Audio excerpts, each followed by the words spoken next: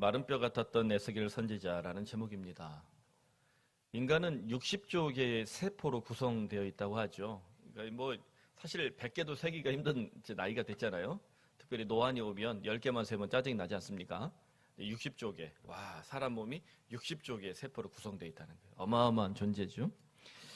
그런데 6개월이 지나면요, 이 세포가 다 죽고 새로운 세포로 교체된답니다. 우리는 몰라요. 이 세포가 교체되는 것을 우리 알지 못하는 사이에 우리 이 세포가 계속 교체가 되는 거예요. 교체되면서 우리는 점점 늙어가고 있겠죠.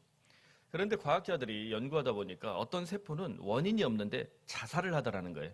세포도 어떻다? 자살을 하더니 죽더래요. 이 원인에 대해서 계속 연구를 하지만 정확한 원인은 아직 잘 모른답니다. 그러니까 우리는 신학적으로 원죄 때문에 죽는구나 이렇게 생각할 수 있을지 모르겠습니다.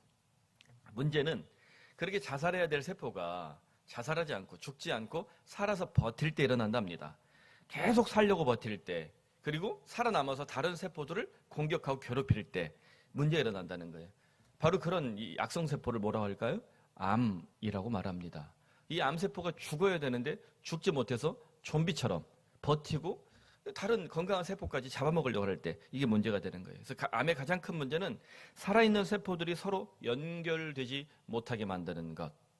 이 세포의 이 활동성을 이 융합과 연합, 통합을 못하게 만드는 것. 이게 가장 큰 문제라는 것이죠.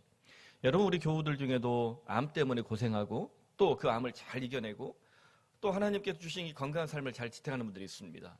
그것은 역설적으로 죽어야 될 이 암세포가 살아있는 세포를 공격하는 방식에 노출되는 이 모습이 아니라 살아있는 세포가 이 암세포를 공격해서 이겨내고 있는, 어떻게 보면 아주 놀라운 삶이죠. 이 은혜로 우리 모두 이뤄내기를 바랍니다. 혹시라도 암 때문에 고통당하는 이들이 있다면 살아있는 세포가 죽은 세포를 압도하는 이 하나님의 은혜를 우리 온 영혼과 육체에 경험하면 좋겠습니다. 여러분, 이거를 이 암적 요소라는 것을 교회, 나라, 가정에 적용해도 참 좋겠다는 생각이 듭니다. 대통령이나 정치인들이 국민이 연합하지 못하게 하고 통합하지 못하게 하고 분열하게 만들면 이거 뭐예요? 암적 요소입니다. 우리는 앞으로 총선이 다가오고 정치적으로 투표를 할 때 우리 자유민주주의 국가 아닙니까? 그렇게 떠들어대는 자유민주 국가니까 국민 통합을 회방하는 사람들은 다시는 정치를 못하게 투표를 하지 말아야 됩니다. 우리 사회가 지금 마치 1945년 해방기 한국전쟁 벌어지기 전에 친탁 반탁 운동하던 시대와 똑같습니다. 빨갱이다, 극우다, 보수다, 극좌다 이러면서 싸우고 있는 꼬라지와 똑같습니다. 그렇게 참혹한 나라에 무슨 일이 벌어졌습니까? 1950년 한국전쟁이 터지고 말았습니다. 언제나 국민이 분열되고 통합하지 못하게 만드는 지도자들은 전쟁을 두려워하지 않습니다. 이걸 우리가 꼭 기억해야 됩니다. 또 가정에서도 마찬가지죠. 부모가 가정을 아주 독살스러운 방법으로 끊임없이 약한 방법으로 깨뜨리면 아니 죽으려면 지만 죽지. 어린 아이들을 왜 죽여가면서까지 목숨을 끊어가냐는 거예요. 이런 부모들도 사실 암적 요소죠. 자녀들도 마찬가지입니다. 엄마 아빠 사랑 그렇게 받고 태어났는데 엄마 아빠 마음을 이해하지 못하고 끊임없이 엄마 아빠를 괴롭히면 이것도 암적 요소가 되는 거예요. 우리는 이 모든 암적 요소를 끊임없이 경계해야 합니다.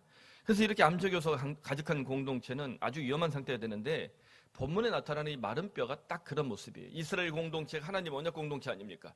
거룩한 공동체라고 하나님의 아들, 딸이라고 부름받았는데 어때요? 암적 요소가 가득한 거예요. 통합하지 못하고 연합하지 못하고 끊임없이 분열하고 끊임없이 하나님을 괴롭히는 사람들이 된 거죠. 결국 마른 뼈가 되고 말았습니다. 그래서 오늘날 교회도 마찬가지입니다. 여러분, 주님의 몸된 교회라고 그러는데 교회 안에서 이 연합과 통합을 하지 못하게 만드는 이런 암적 요소들이 있다면, 그 목사가 그렇다면, 장로가 그렇다면, 교인 중에 그런 사람이 있다면 우리는 스스로 끊임없이 회심해야 됩니다. 반성해야 됩니다. 내가 이 공동체의 악성 암적 요소가 될 수도 있겠구나. 하나님의 공동체를 마른 뼈로 악화시키던 암적 요소들, 우리가 이스라엘 공동체의 역사를 통해서 특별히 마지막 이 패망의 이 역사를 통해서 발견할 수 있는 게 크게 두 가지가 있습니다. 유다가 멸망할 때 이 언약 공동체를 망가뜨리던 이 암적 요소, 첫 번째 암은 거짓 선지자들이었습니다. 거짓 선지자들은요, 하나님 말씀을 전한다면서 가만 들어보니까 지 말이에요.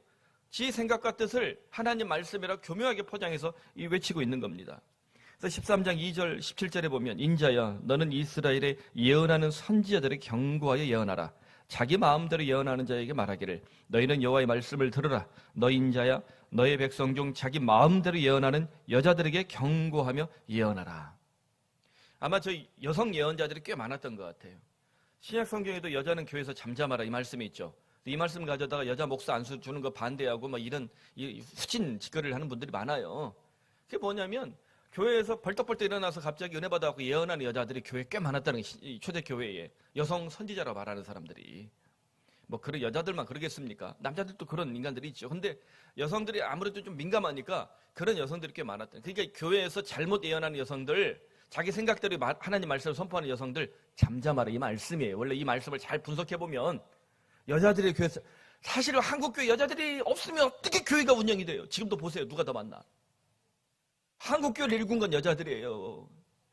집에서도 여자들이 침묵하면 남자들이 사고를 쳐요. 끊임없이 떠드십시오.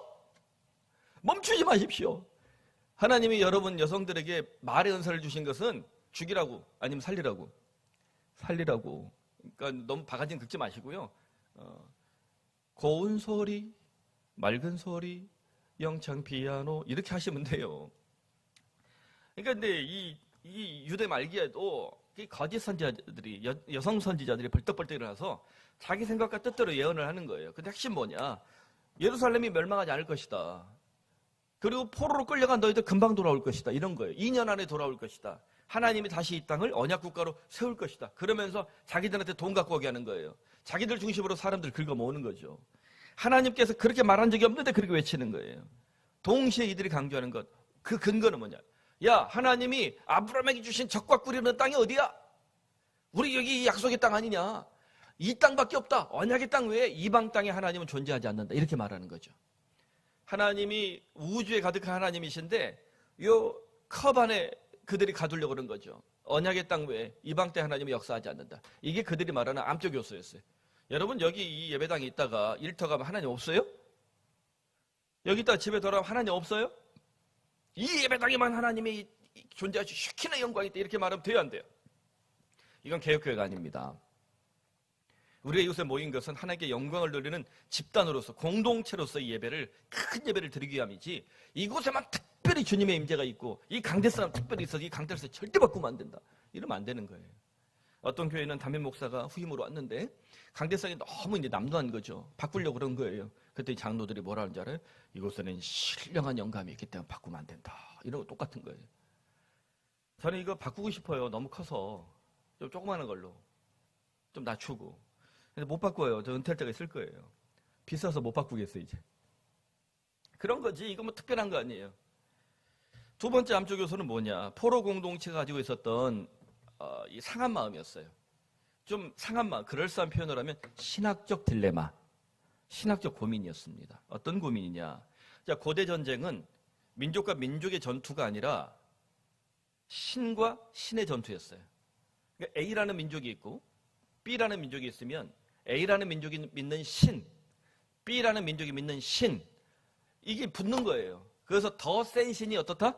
승리한다. 그러면 어떤 B민족이 졌어요. 그럼 B민족의 신도 어때요? 진 거예요. 그래서 포로로 끌려가는 겁니다. 그래서 그 신전에 그 B민족의 신전에 있던 성구들을 가져다가 가두어요. 우리 신 발 아래 있다 이렇게 하는 거죠. 신들의 전쟁으로 여겨졌어요. 이게 고대 운동의 신관이었습니다. 자, 그런 관점에서 보면 바벨론에 마르둑이라는 신이 있어요. 말뚝이. 바벨론의 신 이름이 마르둑이에요. 마르둑이라는 신과 이스라엘의 여호와라는 신이 붙었어요. 자, 바벨론하고 유다하고 누가 이겼어요? 바벨론이 이겼죠. 그럼 누가 더 센 걸로 여겨지는 거죠? 마르둑이 여호와보다 더 센가? 여호와는 마르둑의 포로가 되었는가? 이게 바로 신학적 고민이었던 겁니다. 이런 신학적 고민이 해결되지 않으면 변절자가 생깁니다. 종교적 변절자가 생기는 거죠. 더 나아가 종교 다원주의자가 되기 쉽습니다. 여호와나 마르둑이나 더 센 신 믿으면 되지. 그 유일신론 이렇게 오직 여호와 오직 예수 이거 굳이 지킬 필요 있냐? 산으로 올라가는 길은 여러 가지고 그 중에 제일 좋은 길을 선택하면 되지. 이렇게 이제 종교 다원주의가 되는 겁니다. 진리가 사라지게 되죠. 오늘날 한국 교회가 부닥친 상황도 비슷하지 않습니까? 세속화의 물결 앞에서 교회는 거짓 선지자들을 분별하고 이겨낼 힘이 약해 보입니다. 또한 하나님보다 더 세 보이는 것들, 마치 신처럼 보이는 것들이 가득하죠. 돈, 부동산, 권력 앞에서 비틀거리고 있는 교회들. 우리 한국 교회에 지금도 해결되지 않은 망령이 있죠. 반공주의. 근데 공산당 싫어요, 저도. 근데 반공주의. 그러면 공산당한테 복음 안 전할 거예요? 그러면 반공주의 망령이 지금도 빠져가지고 한국의 초대형 교회들 목사들이 다 반공주의예요. 지금도. 어떻게 이 문제를 해결할 수 있을까? 우리는 어떻게 이런 이 암적 요소들을 극복할 수 있을까? 에스겔 선지자를 부르신 하나님 소명 속에서 우리가 좀 통 큰 신앙, 좀 건전한 해답을 우리가 찾아내면 좋겠는데요. 최초로 부름받는 에스겔이라는 개념으로 들어가 봅시다. 에스겔이 최초로 부름받은 개념들이 좀 있어요. 포로기에 하나님 부르셨던 선지자잖아요.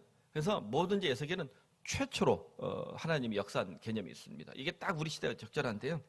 첫째, 에스겔은 최초로 이방 땅에서 부름받은 선지자였습니다. 이 개념이 사실 지금 뭐 다른 데 없었던 개념일 거예요. 제가 이 설교를 준비하며 처음 묵상해낸 개념이에요.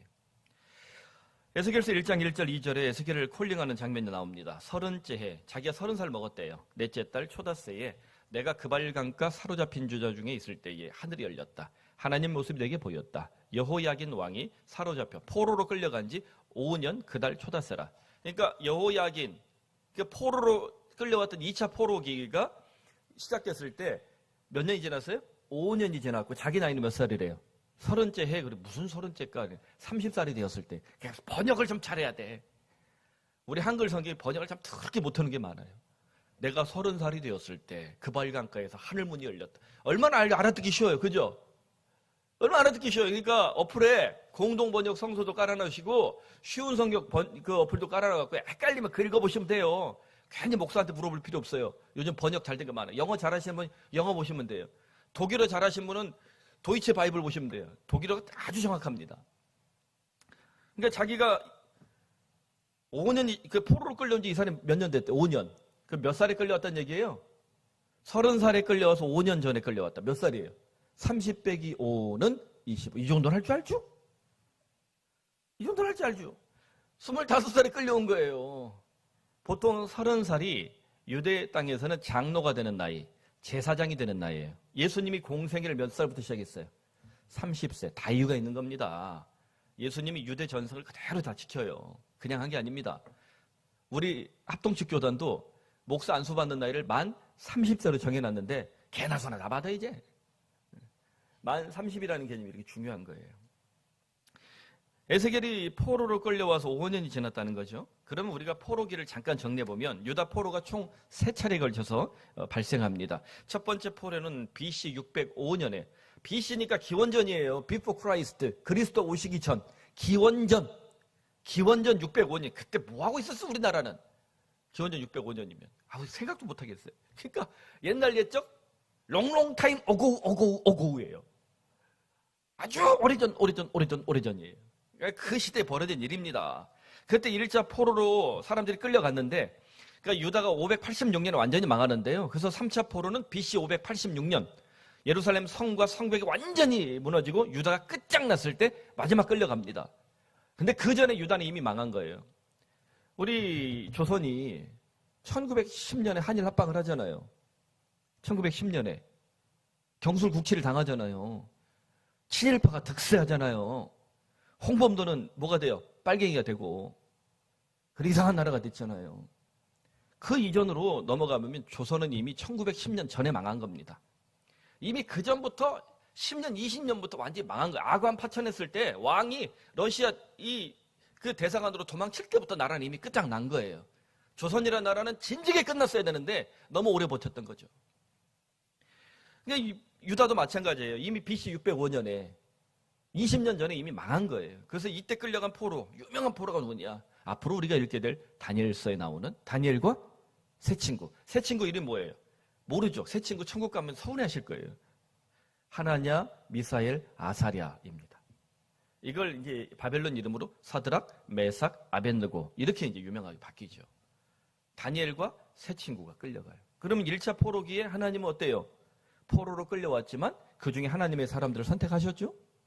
자, 2차 포로는 BC 597년에 일어납니다. 이때 왕, 귀족, 제사장, 기술자, 전문직으로 알려져 있는 아주 훌륭한 사람들, 아주 이 괜찮은 유대 땅에 그 최고로 괜찮은 사람들 약 1만 명이 포로를 끌려갑니다. 이때 끌려간 포로 중에 가장 유명한 사람이 누굴까? 에스겔이에요. 그럼 에스겔이라는 사람이 단순한 사람이 아니라 그 귀인 1만 명, 노블레스 오빌리주에 들어가는 이 귀인 1만 명에 포함될 정도로 상당히 괜찮은 인물이다. 아시겠죠? 에스겔은요, 그냥 있으면 예루살렘 귀족 그 제사장 출신으로 인생이 탄탄대로로 열린 사람이에요. 이 사람이. 그래서 열왕기하 24장 14절에는 당시의 상황을 이렇게 묘사합니다. 예루살렘의 모든 백성과 모든 지도자와 모든 용사 10,000명과 모든 장인과 대장장이를 사로잡아가매 비천한 자 외에 그 땅에 남은 자가 없었더라. 그러니까 유대 땅이 이미 이때 끝난 거예요. BC 597년에 아주 괜찮은 사람들 여호야긴 왕을 비롯 다 끌고 가고 유대 땅에 괜찮은 사람이 없어진 거예요. 나라가 아주 후져진 거죠. 3,4%는 잘 알려진 것처럼 BC 586년 유다가 멸망할 때 발생하죠. 그럼 모든 것이 끝났습니까? 아니요. 하나님은 바벨론 땅에서 선지자들을 부르시기 시작합니다. 그리고 새로운 언약 공동체를 시작하십니다. 1차 포로 중에 다니엘과 세 친구가 핵심이고 2차 포로 중에 누구일까요? 에스겔이라는 선지자가 중심축이 되죠. 특히 에스겔이 부름받은 사건은 신학적 메시지가 강렬합니다. 하나님이 에스겔을 부르실 때 어디서 부르셨어요? 장소. By the river song, 바벨론. 이 팝솔기가 하시면 돼요. 바벨론 물가에서 주님이 날 부르셨지. 별로 반응이 없어요. 교회를 옮겨야 되겠어요. 바벨론 물가에서 부르신 그발강가라는 바벨론 땅 그발강가에서 하늘문이 열렸어요. 여러분 이 신학적 고민 앞에 봤죠? 포로기에 유대인들이 가지고 있었던 신관. 우리 야훼는 박살났나? 하나님은 이 이방 땅에는 존재하지 않고 언약의 땅에만 계시니까 하나님은 순식간에 포로들을 끌고 다시 돌아오실 것이다. 근데 하나님이 어디 나타나셨어요? 하나님은 유대 땅에 갇혀있는 무력한 신이 아니라 자기 백성과 함께 언제 어디에서나 역사하시는 살아계신 하나님임을 보여주는 사건입니다. 여러분 오늘도 하나님은 예배당에 하늘을 여시는 줄 믿습니다. 여러분 가정에도 하나님이 하늘을 여시길 바랍니다. 여러분 일터에도 하나님 하늘을 여시길 바랍니다. 여러분이 지독한 고통 속에 해결되지 않는 인생 문제 앞에서 부들부들 떨고 있을 때도 하나님 그 문을 쫙 여시고 구름처럼 바람처럼 빛처럼 천둥처럼 벼락처럼 임재하시길 바랍니다. 이분이 우리 하나님이시라는 거예요. 저 유대 땅에 갇혀있는 신이 아니라 그 옹졸한 신이 아니라 하나님 저 바벨론 땅에도 페르시아 땅에도 미국에도 저 북한 땅에도 저 중국 땅에도 하나님을 여시고 언제든 임재하시는 우리 하나님, 살아계신 하나님이시라고 외치고 계시는 거예요. 하나님이 시위하시는 거예요. 너희 거짓 선지자들아 입 좀 닫으라고 하나님이 하늘을 여시고 시위하고 계시는 거예요. 나 살아있다. 나 아직 안 죽었다. 하나님이 시위예요. 그래서 37장 3절 5절 말씀이 나타나는 겁니다. 포로 공동체 신학적 딜레마를 하나님 해결하셔요. 이 바벨론 땅에도 너희 마른 뼈 같은 영혼들을 내가 살리겠다는 거예요. 다시 읽어봅시다. 인자야, 이 뼈들이 능히 살 수 있겠느냐? 너희 모든 뼈들에게 대언하여 말하라. 너희 마른 뼈들아, 여호와의 말씀을 들을지어다. 내가 생기를 너희에게 들어가게 하리니 너희가 살아나리라. 아멘. 살려주시는 하나님, 살려주시겠다고 약속하신 하나님이십니다. 하나님 마른 뼈 같은 유대 포로들을 살려주시겠다. 바벨론 땅에서도 하나님은 말씀을 듣고 말씀대로 살아가는 자에게 생기를 주시겠다 약속하고 계십니다. 그러므로 지금 나를 마른 뼈처럼 무력하게 만드는 고통과 문제와 시험이 있습니까? 언제 어디서나 그리스도인으로 살아가십시오. 언제 어디서나 아무리 시험이 있고 위기가 있고 어려움이 있어도 나는 뭐다? 그리스도인 하나님의 백성답게 살아가면 주님은 하늘문을 여시고 그 자리에 반드시 찾아오실 것을 기대하시길 바랍니다. 둘째, 에스겔은 최초로 포로기에 기록된 말씀을 먹은 선지자였습니다. 이게 중요해요. 기록된 말씀을 먹은 선지자. 이 말은 다시 말하면 이전에 기록된 성경이 제대로 있었다 없었다? 없었다니까요. 요시야의 종교개혁이나 이게 왜 나타났겠어요? 히스기야의 종교개혁도 왜 나타났겠어요? 성경이 제대로 없으니까 뭐 성전 보수하다 보면 갑자기 두루마리가 막 나오는 거예요. 봤더니 그 6월절을 지켜라. 그전에는 6월절 제대로 지켰다는 얘기였다. 잘 안 지켰다는 얘기예요. 성경으로 또 먼 교회가 된 거죠. 실제로 종교개혁을 벌이기 전 카톨릭 교회 역시 7성례라고 불리는 성례, 요람에서 무덤까지 사람이 태어나서 결혼하고 유아세례 받고 혹은 죽을 때 종유성사 하는 기름을 툭툭툭 뿌려야 천당 가는 거예요. 이 의식만 알 뿐 사도신경도 제대로 암송하지 못했다는 거 아닙니까? 성경을 읽지 않아도 사제 노릇하기 아주 적합하게 종교화되어 있는 거예요. 이걸 여러분 무당으로 가시면 돼요. 무당이 무슨 경전이 있어요. 작두만 잘 타면 되지. 별로 반응이 없으신데 스님들 중에도요. 그 회심했는데 목사 되니까 배고프다는 분들이 계세요. 왜? 스님들은 이제 목탕만 두들기면 돈 막 굴러들은다는 거예요. 장례 치를 때 마냐 받냐 죽어받냐 또 받냐 죽어받냐 하면 돈 나오는데 교회는 다 무상한이에요. 무상 서비스. 그러니까 종교화되면 경전화되면 그리고 주문화되면 주문을 암송하는 방식이 되면요.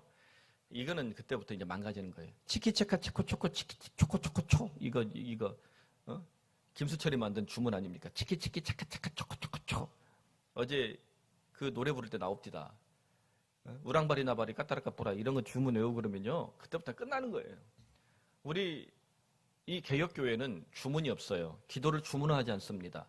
목사가 아무리 기도를 잘해도 그 목사의 기도를 여러분 따라서 할 필요가 없어요. 내가 좀 버벅거리고 내가 좀 못해도 하나님 누구의 기도를 듣게 원하세요? 나의 기도를 듣게 원하시는 거예요. 요 꼬맹이가 앉아서 예배 드리는데 저 꼬맹이가 드리는 기도를 하나님은 더 크게 들으신다는 거예요. 아멘. 우리 저 학생들이 드리는 기도 하나님 더 크게 들으신다는 거예요. 유다가 멸망할 때까지 기록된 성경이 제대로 없었다는 것. 그러니까 우리가 사사기에 말하는 자기 소견에 옳은 대로 행하였더라. 망하는 겁니다. 역설적으로 포로기는요. 성경 기록기가 됩니다. 한번 따라봅시다. 포로기는 성경 기록기. 성경이 제대로 기록이 안 됐는데 우리가 이 들고 있는 구약 성경이 주로 언제 기록됐다? 바벨론 포로기에 제대로 기록됐다는 것을 알아야 돼요. 학사 에스라 같은 인물들, 또 다니엘 새 친구, 에스겔 학사 에스라 같은 인물들. 그래서 이때 처음 만들어지는 이 소위 종교 계급이 생기죠. 서기관 학파라는 겁니다. 서기관. 성경만 기록하는 사람들인 거예요. 성전이 없고 재물이 없는데 양도 없고 소도 없는데 우리가 어떻게 하나님 예배할 수 있을까? 이런 고민이 있지 않았겠어요? 그래 하나님 뭐라고 그러세요? 너희 마른 뼈들아 여호와의 말씀을 들을지어다. 할렐루야. 하나님이 너희 마른 뼈들아 황소를 들고 와라. 너희 마른 뼈들아 금부치를 들고 와라. 너희 마른 뼈들아 양을 들고 와라. 1000번제를 드려라. 이 말씀이 없죠? 포로된 땅에 살고 있는 너희 마른 뼈들아 너희가 나를 만나려면 내게 예배하려면 너희가 하나님 백성답게 살려면 뭘 들어라? 여호와의 말씀. 어떤 말씀이에요? 기록된 말씀입니다. 종이에 이 양피지에 두루마리에 기록된 말씀을 듣고 읽고 묵상하라고 하시는 거예요. 그래서 여호와의 말씀은 포로기에 기록된 성경 말씀이 적절해요. 바벨론 땅에서 역설적으로 성경을 기록하고 성경을 낭독하고 성경을 묵상하는 유대 땅에서 유대라는 이 민족, 유대 민족 중에 가장 적절한 성경의 사람들이 탄생합니다. 그래서 포로 후기에 포로 공동체들이 돌아왔을 때 가장 먼저 하는 게 뭐예요? 기록된 말씀대로 그 공동체를 갱신한 일들을 벌이는 거예요. 이후에 성경을 어마어마하게 중시하게 됩니다. 지금도 이 유대인들은요, 정통 유대교인들은 성경 토판처럼 보이는 뭐 하나만 나와도 그걸 어떻게든 성경에 갖다 꽂아 넣어요. 이게 바이블 코드란 말이 그래서 나온 거예요. 여러분, 하나님은 성경의 사람들을 살려주십니다. 믿습니까? 에스겔은 마른 뼈 같은 포로 공동체를 향해 외쳐요. 37장 7절입니다. 이에 내가 명령을 따라 대언하니 대언할 때에 소리가 나고 움직이며 이 뼈 저 뼈가 들어맞아 뼈들이 서로 연결되더라. 할렐루야. 정형외과 하나님이십니다. 그래서 교회에서는 주로 하나님 은혜를 주실 때 다른 치료보다 정형외과적 치료가 잘 일어나요. 뼈다귀를 맞춰주시는 하나님. 조영기 목사님이 늘 했던 말이에요. 자기는 신유은사 중에 정형외과적 신유은사가 좀 있었대요. 뼈를 잘 맞췄대요. 그래서 안전병 일으키고 뭐 그런 걸 하셨다는 거예요. 저에게 잘못 안수받으면 제발 하니까 오지 마세요. 그럼 어떻게 이 에스겔이 살아있는 말씀을 선포할 수 있었을까요? 하나님께서 기록된 말씀을 에스겔을 먹게 하셨는데요. 3장 1절로 3절입니다. 시작. 인자야 너는 발견한 것을 먹어라. 너는 이 두루마리를 먹고 가서 이스라엘 족속에 말하라. 내가 먹으니 그 말씀이 내 입에서 달기가 못 같더라? 꿀 같더라. 여러분 공동체 성경 읽기 하는데 그 말씀이 아프기가 독침 같더라. 너무 괴로운 분들 있지 않아요? 성경 읽기 싫어하고. 성경이 은혜가 되면요 하나님 말씀이 막 꿀 같아요. 읽고 싶어서 안들부들 못할 때가 있어요. 제가 3일 만에 성경 읽었다고 그랬잖아요. 왜 그러겠어요? 제가 고1 때, 이 17살 때 3일 만에 성경을 안 읽었어야 돼요. 그래야 내가 총신대를 안 갔는데, 3일 만에 너무 성경이 막 놀랍고, 막, 제가 말할 수 없는 환상적 이 체험을 하게 하고, 막, 부르르 떨고, 막 그런 경험들을 한 거예요. 성경을 읽으면서. 너무 말씀이 맛있고, 예수님 막 이 복음서를 읽는데 막 내가 막 치유를 받는 것 같고, 이런 역사들이 막 일어나는 거예요. 그 말씀의 역사를 경험했으니까 제가 뭐가 됐겠어요? 목사가 된. 그때 제가 공부를 열심히 해갖고 공부의 세례를 받았어야 되는데, 그래야 내가 서울대를 못 갔는데. 그러니까 이 선지자는 어떤 사람이냐면 말씀을 먹는 사람입니다. 선지자는 말씀의 맛을 아는 사람이에요. 꿀 같은 말씀을 맛보지 않고 자기 생각과 뜻대로 말씀을 전하는 사람은 거짓 선지자인 겁니다. 목사가 성경을 잘 전하고 싶어하는 목사들은 주로 뭘 먹은 사람? 말씀의 맛을 본 사람이에요. 성도들도 성경을 읽고 싶어하고 성경을 연구하고 성경이 궁금한 사람들은 어때요? 말씀의 맛을 본 사람들이에요. 적어도 우리 푸른 사랑에 오신 분들은 말씀을 궁금해하고 말씀의 맛을 보고 싶어하는 사람도 오지 않았습니까? 노맨? 영맨? 좀 그런 분들이 되시길 바라고요. 그런 분들 우리에게 오신다고 저는 믿습니다. 그래서 저는 에스겔을 묵상하면서 포로 공동체에서 최초로 기록된 말씀, 이 두루마리 성경을 먹은 사람이구나. 이 묵상을 한 거예요. 이게 어디에도 없는 묵상입니다. 꿀 같은 하나님 말씀을 먹고 마른 뼈 같았던 에스겔이 다시 살아날 수 있었던 겁니다. 여러분, 저 마른 뼈를 보라 했을 때 인자야 너 마른 뼈를 봐라. 그 마른 뼈를 보면서 에스겔이 누굴 생각했겠어요? 내가 지금 마른 뼈 같은데, 내가 마른 뼈처럼 이렇게 지금 힘이 드는데 하나님이 살려주시는구나. 어떤 사람에게? 말씀을 먹는 사람에게. 오늘도 공동체 성경 읽기를 하는 우리 푸른 사랑의 교회 성도들, 주께서 마른 뼈 같은 여러분들을 살려주시길 바랍니다. 그러니까 좀 목사가 하라고 그러면 좀 해요. 유튜브 열어가지고 주식 투자, 뭐 유명한 선생님들 있죠. 쌍봉과 하봉을 바라보며 이 일봉과 주봉을 바라보며 여러분 어디를 투자하면 돼? 그렇게 투자하면 된다는 놈들 다 부자 될게요? 점쟁이랑 똑같은 거예요. 김호영 목사가 주식 투자를 좀 잘하는 데서 물어봤더니 다 꽝됐어요. 그게 안 되는 거예요. 그러니까 뭐 주식 투자 잘한다는 사람, 부동산에 유명하다는 사람도 유튜브 열어가지고 그 사람들 말씀은 지금 집을 팔아야 됩니다. 팔았는데 막 집값이 막 뛰네. 그리고 꼭 그래요. 집값과 골프 자식은 제 맘대로 안 됩니다. 제가 얘기 드렸잖아요. 주식 투자로 1,000만 원 모으는 방법. 이제 좀 줄였어요, 이제. 1,500을 투자하면 됩니다. 임세희 목사처럼. 그럼 되는 거예요. 여러분, 우리가 좀, 우리 임세희 목사가 유치부에서, 또 권 목사가 청년부나 우리 유초동부에서, 또 김호영 목사가 중고동부에서, 또 제가 성도들에게 이걸 좀 같이 해봅시다. 여러분 나빠지라고 하는 말이 있겠습니까? 이 공동체 성경 읽기 제가 그렇게 강조하는데 안 하는 분이 지금 한 5명 보여요. 이 공동체 성경 읽기를 통해서 아침마다 새벽마다 우리의 영혼을 깨우시고, 인자야 마른 뼈가 살아나겠느냐? 내게 차분하게 말씀하시는 주님을 만나시길 바랍니다. 인자야 저 마른 뼈 같은 네 사업이 살겠느냐? 살려주시길 바랍니다. 인자야 저 마른 뼈 같은 네 자녀가 살겠느냐? 살려주시길 바랍니다. 우리 교사들 많은데 인자야 저 교사들이 살겠느냐? 살려주시길 바랍니다. 우리를 살려주시는 하나님을 모두 경험하면 좋겠습니다. 셋째, 에스겔은 최초로 행위 예언을 한평생 온몸으로 감당한 선지자였습니다.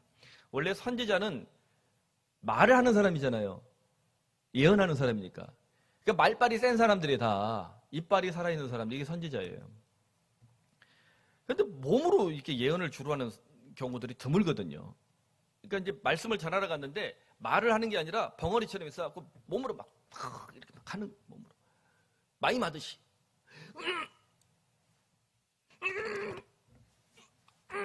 말을 못하고 막. 에스겔이 이러고 살았어요, 7년간. 이 정도까지도 안 웃으면 할 수 없어요. 2부 때는 반드시 웃을 줄로 믿습니다. 제가 어떻게 하다 이렇게 웃기지 않는 이미지가 되는지 잘 모르겠어요. 딴 교회 가면 빵빵 터지는데. 우리 교회에서 좀 망가진 것 같아요. 제가 사랑에 있을 때 엄청 웃긴 놈이었거든요. 이찬수, 장희석, 김경옥, 이 계보가 있어요. 웃긴 놈 계보. 굉장히 이빨이 세신 분들이었는데. 자, 행위 예언이 에스겔이 처음 한 건 아니에요. 우리에게 유명한 선지자가 있습니다. 이시성을 가진 선지자. 이름은 사야. 누구예요? 이사야. 이사야 선지자가 이사야 20장 2절에 보면 3년 동안 벗은 몸과 벗은 말로 다녔다고 돼 있어요. 완전 빨가벗었느냐는 아닐 것 같고요. 벗은 몸, 벗은 발로 다녔어요. 하나님 그렇게 하라고 그러신 거죠. 이게 행위 예언이에요. 하나님이 어떤 예언을 강렬하게, 그러니까 오감을 자극해서 사람들에게 맹렬하게 터치하고 싶으실 때 그렇게 선지자에게 시키는 거예요. 제가 다음 주에 벗은 몸으로 나타나 하나님 시켰다 생각하시면 되는 거죠. 이게 애굽의 수치, 이스라엘의 부끄러움을 보여주는 것입니다. 원래 벗은 부끄러운 거잖아요. 요즘은 그런 거 없이 다 벗고 다니더만. 근데 에스겔은 한평생 반복적으로 행위 예언을 하고 있습니다. 대표적인 행위 예언을 에스겔서에 정리해 보면요. 첫 번째, 왼쪽으로 누워서 390일, 오른쪽으로 누워서 40일. 잠도 이렇게 자게 한 거예요. 이게 좋아요. 430일 또 이러고 자야 되는 거예요. 좌골신경도 우골신경도 오겠어요. 근데 이게 벽돌에 새겨진 예루살렘 지켜보는 행위를 통해서 왼쪽은 북이스라엘, 오른쪽은 남유다의 죄를 상징하고 있는 겁니다. 그러면 390대 40 누가 더 세요? 죄가 남유다보다 북이스라엘이 훨씬 센 거예요. 그래서 누가 먼저 멸망해요? BC 722년에 북이스라엘 먼저 멸망하죠. 그래서 이거 상징적 행동인 거예요. 또 두 번째, 하루에 20셰켈에 약 230g밖에 안 됩니다. 칼로리가 낮은 곡식을 먹게 했고 5분의 1 흰, 약 610ml의 물로 연명하게 하셨어요. 그러니까 에스겔서 읽다 보면 갑자기 하나님이 뭐 물도 조금 먹게 하고 밥도 조금 먹게 하는 장면이 나와요. 이게 얼마나 힘들겠습니까? 이게 430일 동안 극심한 기아에 시달릴 이 모습은 앞으로 유다가 음식을 못 먹을 정도로 심판받을 것을 상징하고 있는 겁니다. 곡식이 이렇게 줄어들어서 이렇게 지독한 고통을 당할 것이다. 그러니까 에스겔 선지자가 지금 배 쫄쫄 굶어가면서 사역을 하는 거예요. 그 조금 먹으면서. 이게 쉬운 문제가 아니죠. 요즘에 그냥 막 배부른 시대잖아요. 막. 뭐 젊은 애들 보면 인스타에 막 호텔에서 먹는 거 막 쫙 깔아놓고 막 야단 다니잖아요. 막 그렇게 막 풍요의 시대 아닙니까? 근데 요만큼씩 먹어보라 그래서 전쟁 나서. 우리 장로님 중에 한 분이 전쟁둥이가 계세요. 전쟁둥이. 한국 전쟁 태어나셨어요. 진짜 품격 있고 멋있는 분인데 배 굽는 게 너무 힘들대요. 배고픈 게. 전쟁 때 배를 고파서. 그러니까 우리 전쟁을 모르는 세대들, 우리 오카노 목사님이 예전에 했던 명설교 중에 하나가 전쟁을 모르는 세대를 위하여라는 그 설교를 제가 아주 충격을 받았었거든요. 그분도 전쟁둥이잖아요. 38년생이니까. 전쟁을 모르는 세대들이 이 너무 풍요로운 시대에서 지금 이 삶이 얼마나 소중한지를 모르는 거죠. 여러분, 극심한 기아, 물을 마시지 못하는 이 고통, 얼마나 힘들지 궁금하다면 오늘부터 딱 3일만으로 굶어보시기 바랍니다. 세 번째, 부름받은 후에 약 7년 동안 벙어리가 됩니다. 말을 못했어요. 그러니까 7년 동안 계속 벙어리가 아니라 사역을 할 때 벙어리가 된 거예요. 평소에 말을 했겠죠, 집에 가서는. 그러니까 장로들 만나서 상담도 하고 면담도 했겠죠. 근데 사역을 할 때는 벙어리가 돼서 이런 거예요. 에스겔이 자기 뜻과 생각이 아니라 하나님과 생각대로 말하는 선지자라는 사실을 보여주는 겁니다. 그러면 이제 말을 못하니까 뭘 해야 되겠어요? 지필목을 대령해라. 기록된 말씀을 이제 외치겠죠. 여러분, 선지자로 부름받으면 돈과 권력과 명예가 쫓아올까요? 에스겔이 예루살렘 선지자 가문입니다. 미래가 보장된 엄친아였어요. 탄탄대로가 열려 있습니다. 원래 이런 예루살렘 성전 가문, 이 로얄 패밀리거든요. 반대로 예레미야는 예루살렘에서 솔로몬이 왕이 될 때 지지하던 파와 반대하던 파 제사장인데 반대파 제사장 가문이었어요. 그래서 권력 투쟁에서 밀려나갔고 쫓겨난 거예요.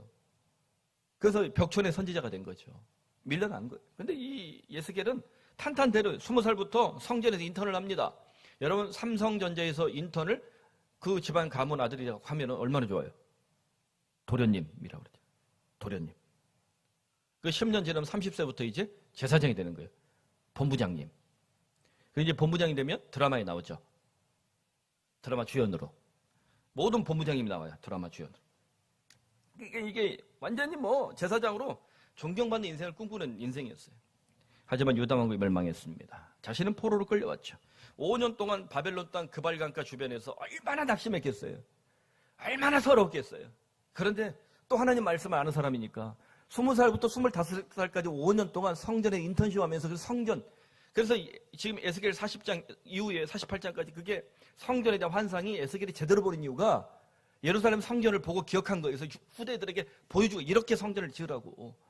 그 경험이 있으니까. 그래도 5년 동안 훈련받은 게 있으니까 거기에 와서 마른 뼈 같은 자신을 다시 살려주신 하나님께 정말 처절하게 기도했을 거예요. 그 처절한 기도 속에 하나님은 하늘문을 열어주셨습니다. 선지자를 불러주셨어요. 부름받은 에스겔에게 뭐 고생 끝 행복 시작, 돈 많이 벌고 이게 아니에요. 너무 고통스러운 세를 감당합니다. 7년 넘게 자기 마음대로 말을 하지 못하죠. 먹거리와 물을 생명을 유지할 정도로 극도로 제한하죠. 얼마나 힘들겠어요. 왜 하나님이 에스겔을 그토록 치열하게 살게 하셨을까? 혹독한 시대를 살아가는 지독한 사람들에게 하나님 말씀을 고독하게 외치는 선지자가 필요했기 때문입니다. 다시 말하면 혹독한 시대에 지독한 사람들에게 어떤 사람이요?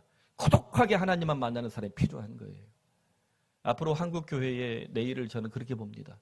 혹독한 시대에 지독한 사람들에게 고독하게 하나님 말씀을 전할 사람들이 목회자가 되어야 한다. 그 증거가 여러분 총신신대원이 미달입니다. 총신신대원이 미달이라고요. 원서 내면 다 들어가요. 장신도 진짜부터 미달이에요. 순풍 산부인과가 열린 거예요. 장인어른 미다리가 열렸어요. 이거.